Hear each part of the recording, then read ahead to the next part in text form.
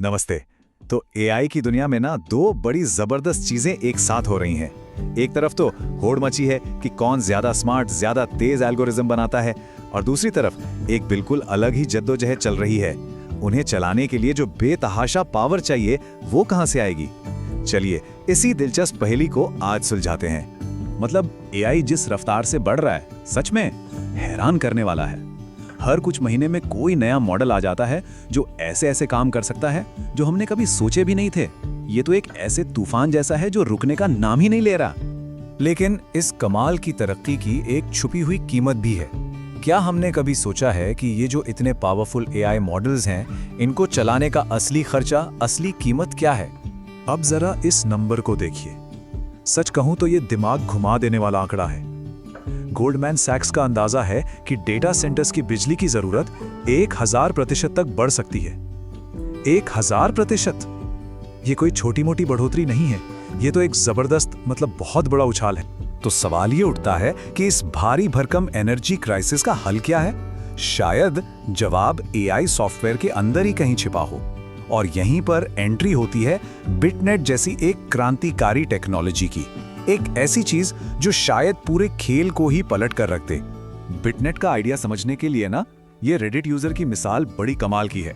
सोचिए, आप एक मॉडल को अंग्रेजी के बजाय किसी ऐसी भाषा में लिख रहे हैं जिसमें कम शब्दों में ज्यादा बात कही जा सकती है। मतलब बात वही है, कोई नुकसान नहीं, बस लिखने का तरीका बदल गया है जो ज्यादा एफिशिएंट है। बिटनेट भी एआई मॉडल्स के लिए कुछ ऐसा ही करता है। ये इंफॉर्मेशन को ज्यादा कॉम्पैक्ट, ज्यादा कुशल तरीके से पैक कर देता है। और जानते हैं, यही तो इसका असली जादू है। ये ऐसा नहीं है कि कोई बड़ा मॉडल बनाया और फिर उसे छोटा कर दिया। नहीं, ये तो शुरू से ही एक सुपर एफिशिएंट मॉडल बनाने का तरीका है, एकदम स्क्रैच से।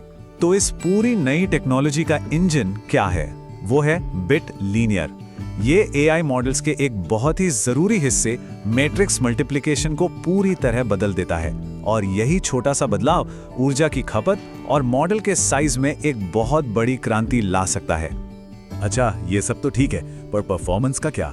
और यही बात सबसे ज्यादा दिलचस्प है। जरा इस टेबल को देखिए। बिटनेट मॉडल लामा जैसे पॉपुलर मॉडल के बराबर ही परफॉर्म कर रहा है, बल्कि उससे थोड़ा सा बेहतर भी। यहाँ ये जो पीपीएल स्कोर है ना, ये जितना कम हो उतना अच्छा माना जाता है, कुछ गोल्फ की तरह। तो मतलब बिटनेट सिर्फ एफिशिएंट ही नहीं, बल्कि थोड़ा सा स्मार्ट भी निकला। तो असल दुनिया में इसका मतलब क्या हुआ? मतलब ये कि हमें मिलती है तेज स्पीड, बहुत ही कम मेमोरी का इस्तेमाल, और सबसे बड़ी बात, बिजली की खपत में जबरदस्त कमी। मतलब हर तरफ से फायदा ही फायदा है। लेकिन एक मिनट रुकिए, ऐसा नहीं है कि सब लोग इसे आंख बंद करके मान रहे हैं। कम्युनिटी में थोड़ी शंका भी है। जैसा कि ये रेडिट कमेंट कहता है, ये कोई जादू की छड़ी नहीं है। मतलब ये सोचना कि आप 70B जैसे भारी भरकम मॉडल को यूं ही चला लेंगे, वैसा ही है जैसे 4K मूवी को दबाकर 100 MB का बना देना। रेजोल्यूशन भले ही 4K दिखे, पर क्वालिटी तो खराब हो ही जाएगी ना, है ना? चलिए अब थोड़ा जूम आउट करते हैं और वापस बड़ी पिक्चर को देखते हैं। देखिए, बिटनेट जैसी सॉफ्टवेयर में तरक्की अपनी जगह है और वो कमाल की है। लेकिन एआई की जो ओवरऑल ग्रोथ है वो इतनी तेज है कि ऊर्जा की समस्या अभी भी एक पहाड़ बनकर हमारे सामने खड़ी है।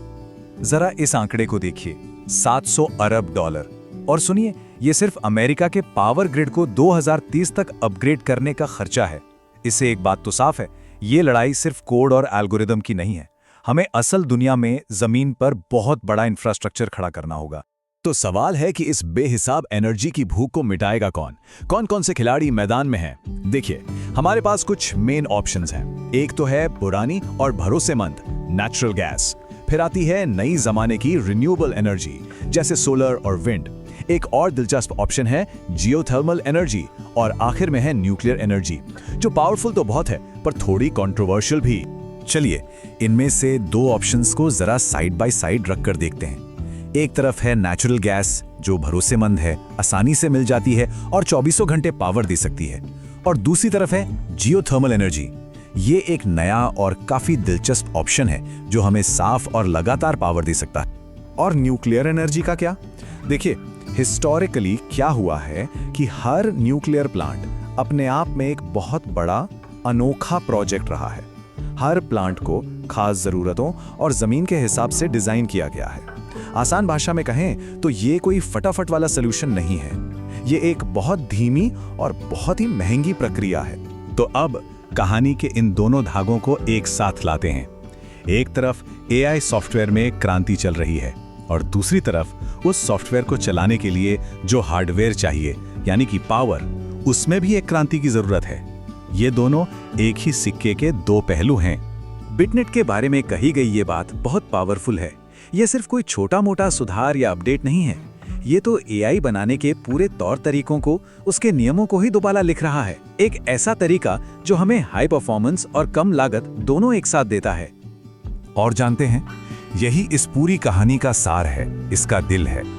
एक तरफ हमारे पास सॉफ्टवेयर है जो लगातार ज्यादा एफिशिएंट और ज्यादा स्मार्ट होता जा रहा है, और दूसरी तरफ है पावर की ऐसी जबरदस्त मांग जो हमने पहले कभी नहीं देखी। यही दो ताकतें जो एक दूसरे से बिल्कुल अलग लगती हैं, मिलकर एआई का भविष्य तय कर रही हैं। जरा इस आइडिया के बारे में सोचकर देखिए, कितना कमाल का होगा अगर हम सच में इतने पावरफुल एआई मॉडल्स को अपने नॉर्मल डेस्कटॉप कंप्यूटर पे चला पाएं। तो ये इनोवेशन और क्रिएटिविटी के लिए एक नया सुनहरा दौर शुरू कर सकता है। मतलब सोचकर ही मजा आ जाता है। और आखिर में हम इसी एक बहुत बड़े और जरूरी सवाल पर आके रुक जाते हैं। हम एक नई डिजिटल दुनिया तो बड़ी तेजी से बना रहे हैं, पर क्या हम उसे पावर देने के लिए जरूरी फिजिकल दुनिया भी बना पा रहे हैं? हमारी डिजिटल उड़ानें तो आसमान छोड़ी हैं, पर क्या हमारी जमीनी हकीकत, हमारे पावर सिस्टम्स उस उड़ान का बोझ उठा पाएंगे? ये शायद आने वाले समय की सबसे बड़ी चुनौतियों में से एक है।